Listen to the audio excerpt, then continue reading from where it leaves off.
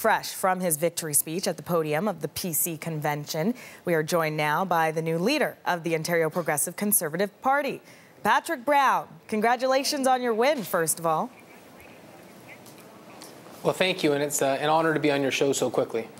And going into today, it was still a bit unclear as to who would come out on top. You were seen as a lesser-known federal backbencher, a dark horse, if you will.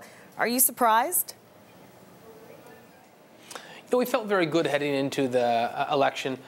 We had sold a lot of memberships from every corner of the province, from every walk of life, and engaged a lot of groups into the party, whether it was firefighters, police officers, nurses, new Canadians, young people, and we thought that would be a turning point for us. The party had shrunk to small levels after the last election, and we really felt energy around the province. This leadership campaign, though, seems to have exposed divisions in this party between social conservatives and red Tories. How do you plan, though, on addressing this divide?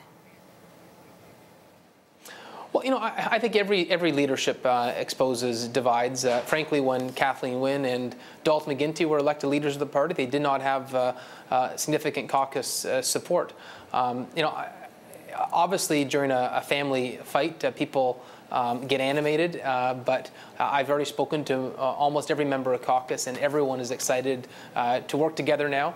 And frankly, for me, it's never been about social conservative or red Tory. Frankly, I don't consider myself either. I consider myself a pragmatic conservative, and I want the governing principle for our party to be, it doesn't matter who raises the idea, whether it's a Liberal or NDP, red Tory or social conservative, the governing context should be what is in the best interest of this province? How does it help families? How does it create jobs? But as a whole, some may say and describe you as a polarizing figure. I mean, for example, you have asked the feds and wanted the abortion debate to be reopened, among other issues. How do you think, then, you can appeal to Ontarians as a whole? Well, actually, I've said that we're not going to revisit any of those issues provincially. Right, but in terms of your beliefs, some still, remember that. And so how do you appeal to those people who are remembering that story and that headline? We're going to focus on one thing. That's making Ontario the easiest place to invest, the easiest place to see, the easiest place for a business to succeed. I realize that the Liberals are going to throw attacks and going to make accusations, but frankly, it's more of the same old, same old. I think right now Ontario is concerned that we were once the economic engine of Ontario, and now we've lost 300,000 manufacturing jobs, and every week it seems you're hearing about new businesses leave, whether it is Goodyear, whether it is Toyota doing their new line in Mexico. The problem is we have gridlock in our urban hubs, missing transportation corridors in Northern Ontario. We are a haven for red tape, and we have the most expensive, practically, energy rates in North America, and that's unacceptable for a province that aspires to succeed.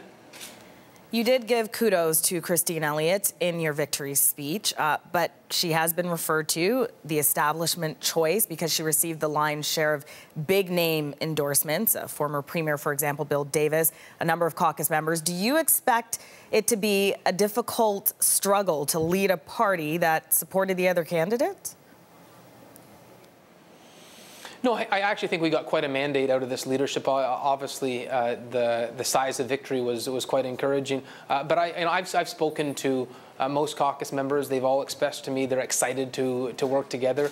And I even sat down with former Premier Bill Davis during the leadership, had a great talk with him for an hour, and he told me that as soon as the leadership is over, that his goal would be to help the party that he's so ably served for so many years. So this has been an arduous test. This has been a long leadership campaign, and I think everyone in our party is relieved that it's finally over because we're really excited to focus on our real challenge, which is making sure a government that is not in the best interest of this province ever gets re-elected again by default.